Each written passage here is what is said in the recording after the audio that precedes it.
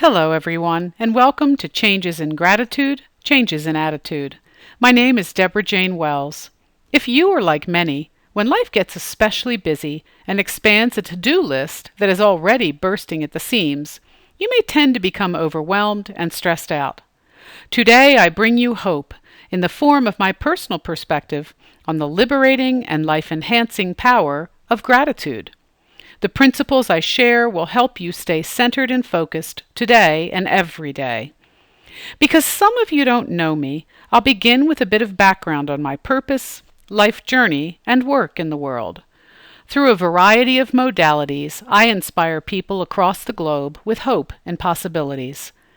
As an empowerment coach, author, inspirational speaker, and radio host, I help individuals and teams get unstuck, reclaim their power, and recapture their zest for living, building lives and organizations they love. By harnessing the transformative power of love, they learn to turn unexplored possibilities into fulfilling realities and step into their greatness. What's love got to do with minimizing stress and getting unstuck? Everything. If you'd known me in 2005, you might not recognize me as I appear on this slide today. During my original 30-year career as an organization transformation consultant, I served as a senior partner in 4 of the world's largest, most prestigious global professional services firms. While I had some wonderful times in those challenging and lucrative consulting roles, in 2005 I took a 5-year sabbatical to find healing and peace, because nonstop work had taken its toll. My recovery from burnout, including a sustained 80-pound weight loss and freedom from 10 years of debilitating depression, led to finding my purpose, guiding others on their journeys. You may wonder how I became so broken, being paid lots of money to do interesting work. The answer is simple. When we choose fear as our fuel, any of us, individuals and organizations alike, can become stuck in the hamster wheel approach to life. Trapped by the mistaken belief that busyness is the same as purpose, we can't stand the way we're living but feel powerless to change. And how did I finally escape that self-imposed prison? That's simple too. I discovered that when I fell in love with myself, everything else in my life finally fell into place, personally and professionally. Choosing love as your core energy automatically enhances every aspect of your life, your perceptions, opportunities, relationships, and priorities. You get unstuck, reclaim your personal power, and recapture your zest for living, moving yourself forward into a life you love. When love transforms your relationship with yourself, it can't help but transform your personal life, your work, and the world. My book, Choose Your Energy, Change Your Life, published by Hay House Balboa Press in 2013, shares my signature discovery framework and the principles for living in what I refer to as flow, a fluid journey to wholeness grounded in who you are being, not what you are doing. And it demonstrates those principles in action through my story and the stories of 10 of my clients. Living in flow begins with a firm foundation of constructive core energy fueled by love, respect, curiosity, compassion, and gratitude. These elements aren't just 5 woo-woo, New Age terms I pulled out of thin air because they sounded zen and cool. They were revealed to me individually, real-time, as I lived through the phases of my own dramatic and highly personal transformation. On that journey, I discovered that approaching myself and my life, every being, encounter, and experience, with love, respect, curiosity, and compassion, always reveals and advances the highest good, for all, in all, through all. Moment by moment, I know where, how, when, and with whom to invest my energy to move myself forward on my journey to wholeness. I found I was able to access the power of these insights even more deeply when I realized that maintaining a belief in abundance and an attitude of gratitude anchors each moment in a sense of generous, effortless, gracious flow, a life of freedom filled with faith, hope, prosperity, peace, and joy. The formula for making the 5 elements of constructive core energy a way of life is easy to explain. In every situation, love yourself enough to pay attention to every aspect of your life. Respect everything you are experiencing, what you are thinking, feeling, deciding, saying, and doing. Determine whether the energy underneath is love or fear. If it's love, you are probably on your authentic path. If it's fear, demonstrate compassion for yourself. Foster gratitude by reminding yourself that everything is an opportunity. Then further neutralize the fear by bringing curiosity to bear. Explore every aspect of the situation, especially your internal landscape, and identify all of the opportunities available to you through this unique experience. Commit to one small baby step that will move you closer to the life you dream of. Letting any shifts be as organic as possible is key to substantive, lasting transformation. Appreciate any progress. No amount is too inconsequential to celebrate. Each step forward is an important opportunity to stop, consider what you've learned, examine your new tools, realize your new strengths, and embrace with gratitude the joy that will take you to the next step. Celebrating each success is key to fostering the constructive core energy that will keep moving you forward. Noticing and demonstrating love, respect, curiosity, compassion, and gratitude for any resistance to change is as important to moving forward as celebrating your successes. As with any new skill, practice will help this way of being become a healthy new habit, your automatic response to every situation. In summary, figure out what you want, understand whether it's fueled by fear, transform any fear into love, set your intention, take a baby step, and celebrate each success with a grateful heart. Before going any further, I'd like to say a bit about my use of the word God in my coaching, speaking, and writing. God is not a 4-letter word. Though some advisors warn me that using that word or its synonyms may limit the marketability of my message, I opt for authenticity. Please don't get hung up on a specific label. There are many names for this force, because it is beyond words. I use a variety of labels: God, Source, the Divine, Higher Power, Universe, Life Force, Creative Power, and Spirit, to name a few. For me, the reality of God is so large, it transcends the limitations of any name, gender, or description we could conceive of. When you hear me say God, substitute whatever label resonates most powerfully for you. I figure God is clever enough to know who or what we are referring to, whatever term we use. During the remainder of today's program, we're going to focus on the gratitude aspect of constructive core energy. I first became acquainted with the idea of a gratitude practice in 1995 through Sarah Bon Breathnock's book, Simple Abundance. The book's core concept was to begin and end each day by naming at least 5 things for which I was grateful. Some days the list overflowed with 25 or more items, evidence of my awareness of the generosity of the universe.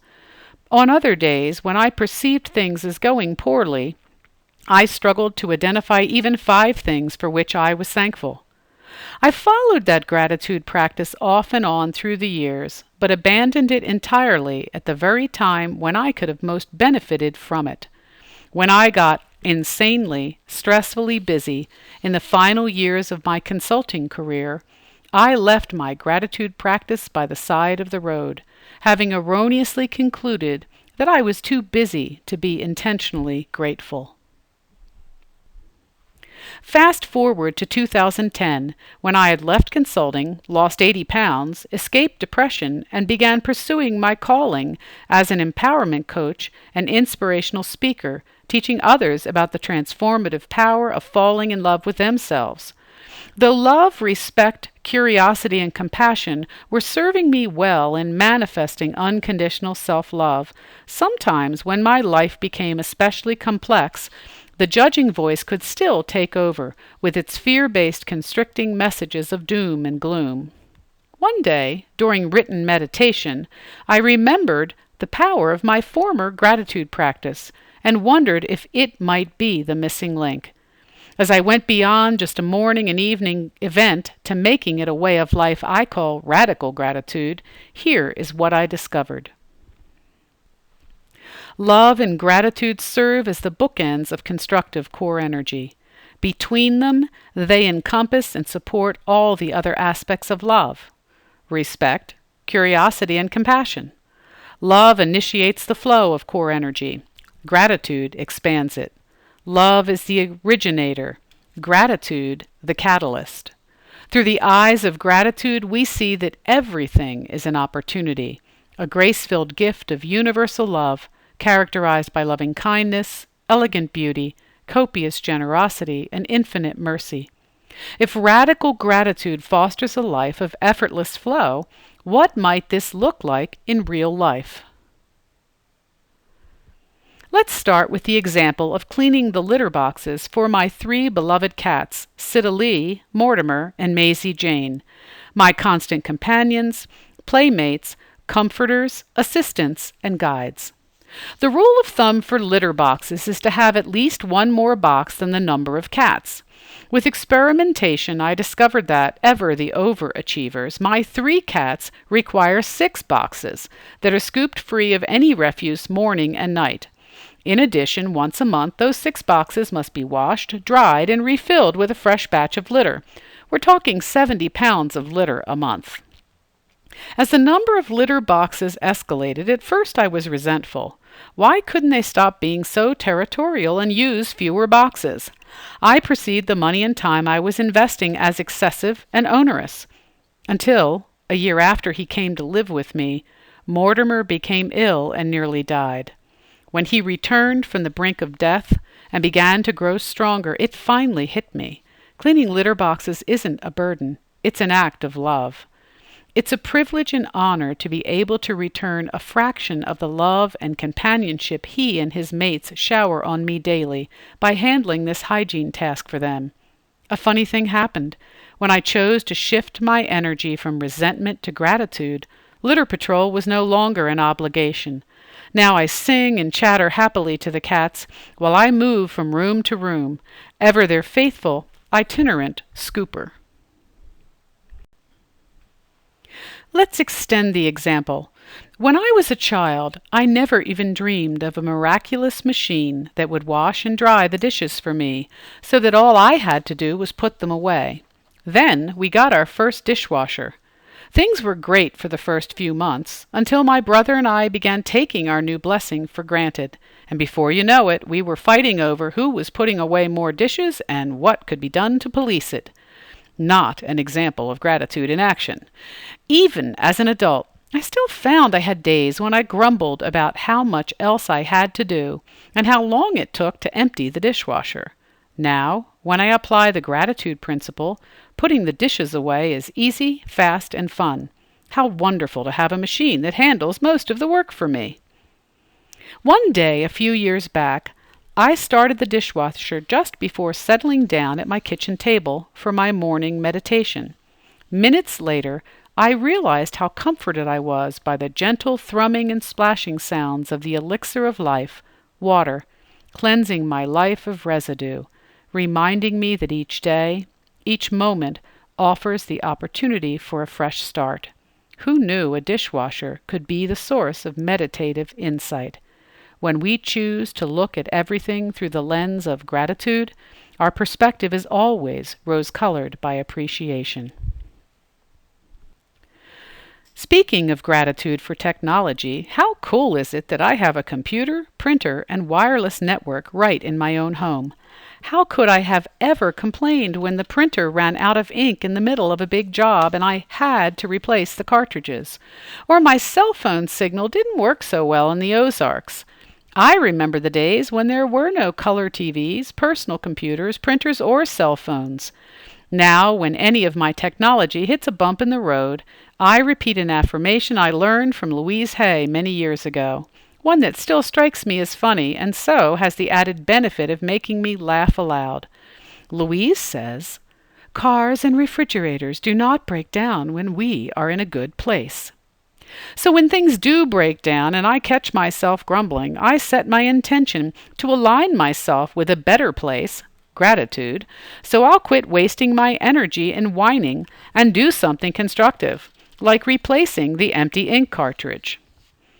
Recently, the universe sent me a technology refresher lesson in the form of 24 hours in which it appeared my most recent 2 years of Quicken financial data had become corrupted beyond repair. During the troubleshooting process, I repeatedly practiced deep breathing to keep myself free of all fear. This allowed me to access my deepest wisdom and discover the key to resolving the seeming problem when even Quicken advanced tech support had given up. I keep assuring the universe I've learned the technology gratitude lesson. Enough with the pop quizzes already.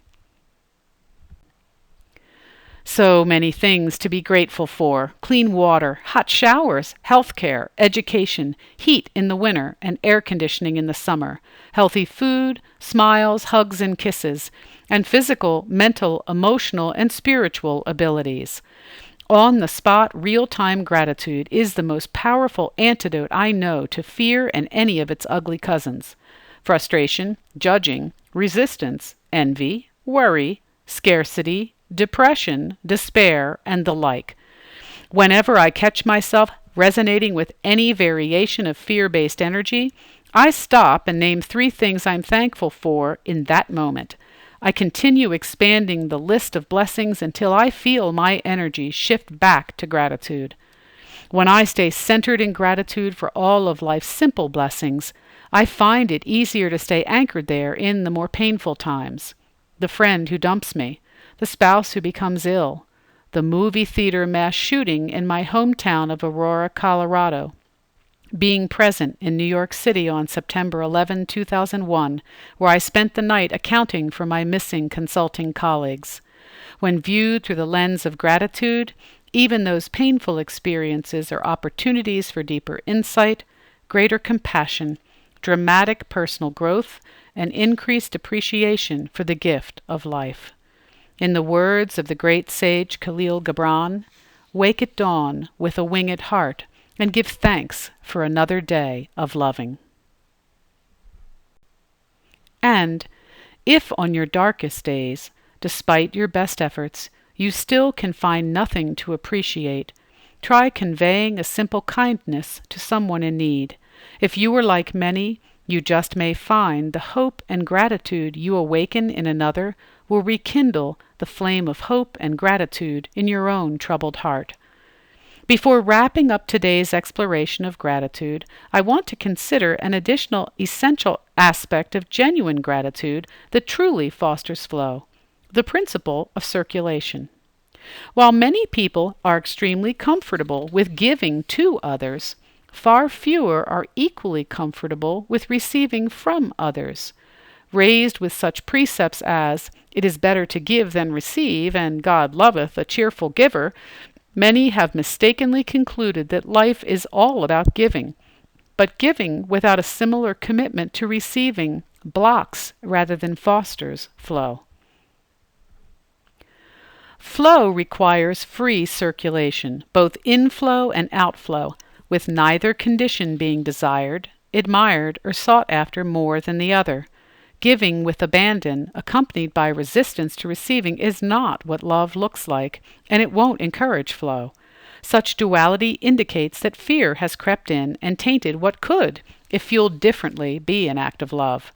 The roots of this sort of circulation imbalance are planted firmly in misunderstanding the nature of power, and assuming power is the same thing as force.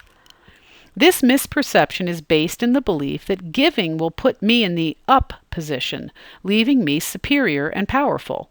Once I succeed in giving to you, I can expect you to return the favor on demand in the future in whatever form I desire, consistent with my unilateral terms and conditions. With this definition of giving in place, it follows that I might perceive receiving would put me in the down position, leaving me inferior and powerless. Once I succumb to receiving from you, I will be obligated and vulnerable to acting for your benefit in the future, on demand and against my will, in ways that may conflict with my personal values and abilities. The simple recalibration to these misperceptions is to realize that sort of exchange is not what love looks like. Remembering love's essential attributes of respect, curiosity, and compassion will increase your clarity in that regard. As the giver, when you choose unconditional love as your core fuel, whatever the expectations of the receiver, you never give from a desire to control or manipulate others. And as the receiver, when you choose unconditional love as your core fuel, whatever the expectations of the giver, you are never obligated to respond from fear. Only you decide what is right for your life. What you give and receive, from and to whom, when, why, how, and how much are always yours to choose. In each moment, you have the opportunity to choose love over fear and behave in alignment with your choice. Here's an additional insight to help you move more comfortably into balance, harmony, and understanding concerning the roles of giving and receiving in fostering flow. The practice of overgiving is just another variation on the arrogance-based, disrespectful interference I explore in my writings on respect. When we overgive, we rob the recipient of the opportunity to develop the healthy independence essential to personal growth and freedom. How do you know when this is the case? As always, look underneath your potential actions and be unflinchingly honest with yourself about whether your core fuel is love or fear. Once you recognize your fuel, you'll have the opportunity to respect yourself and the other by making a conscious, constructive choice. People sometimes respond to this perspective on giving and receiving by saying, "But Deborah, it just feels so good to give." Yes, it does feel good. And when you refuse to receive with gratitude and grace, you rob another of experiencing that joy of giving. Much as you may not like to admit it, such behavior demonstrates greediness, hoarding all of that good feeling for yourself. When you give but don't embrace receiving, you imprison yourself with fear and your gifts become tainted. Remember to consider the big picture when assessing how well circulation is working in your life. Don't expect direct reciprocity in relation to what you give. Adopt a pay-it-forward mindset and the big picture God's eye view, knowing that the circulation you set in motion when you give to a friend or stranger may return to you in ways you never dreamed of through people you don't even know at a time well in the future. When you celebrate giving and receiving with a sense of joy and freedom, you exhibit genuine gratitude and foster for yourself and others lives filled with faith, hope, prosperity, peace, and joy. In closing, I'd like to share with you a simple paradigm that will allow you to dwell in the warmth of radical gratitude in each moment. Instead of choosing to live as a victim of circumstance, consider loving yourself unconditionally by embracing this 5-part mindset. Part 1. Come as you are. Show up and bring the best I have to offer in this moment, not last year's best or next year's best or someone else's best, just the best I've got with the love and light I'm giving myself access to at this time. Quit judging myself as insufficient. I am always enough, just as I am, right here and now. Part 2. Live the truth. God is God, I am God's, and love is the greatest power in the universe. My source is excellent, limitless, and reliable. No external force can block my highest good. Universal abundance flows to and through me. Whatever my circumstances, I know who I am and whose I am. I am a unique, co-creative expression of the divine. How could that ever not be enough? Part 3. Commit to the highest good. Universal love is always unfolding the highest good for all, in all, through all. Love, respect, curiosity, and compassion reveal and advance the highest good. My part is to align myself with it by keeping myself free of fear and holding myself wide open as a clear channel for love and light. Part 4. Express gratitude. While feeling grateful is a nice start, don't stop there. Express gratitude to and for every being, encounter, and experience. Appreciate my life. Know that everything's an opportunity. Expect it. Go looking for it. Notice it. Say thank you. Gratitude for universal abundance fosters generous, effortless, gracious flow, filled with faith, hope, prosperity, peace, and joy. And it starts with being grateful for every aspect of myself, the attributes that thrill me, and those that frustrate me and everyone who knows me. They are all essential elements of my unique co-creative role in expressing the divine. And Part 5. Trust God with the details. Resist the urge to overmanage the minutiae and end up trapped in the weeds. Even though I'm bright and creative, that level of specificity is way above my pay grade.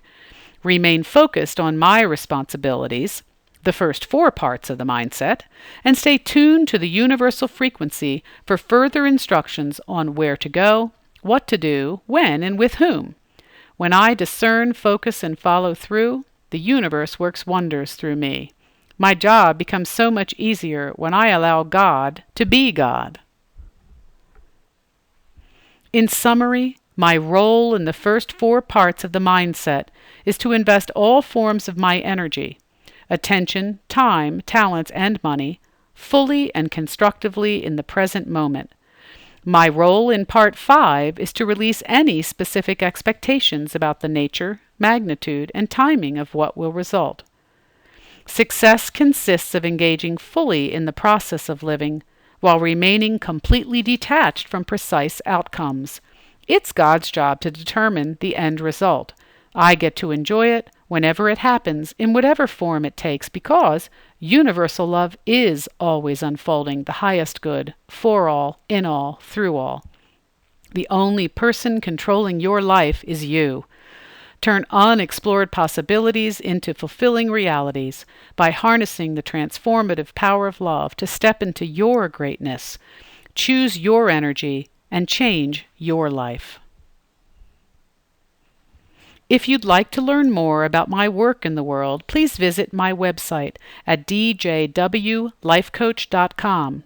There you will find opportunities to purchase my book, listen to my talk radio show, read my blogs, subscribe to my newsletter, download free copies of some of my articles, videos, and workbooks, and connect with me through a variety of social media platforms.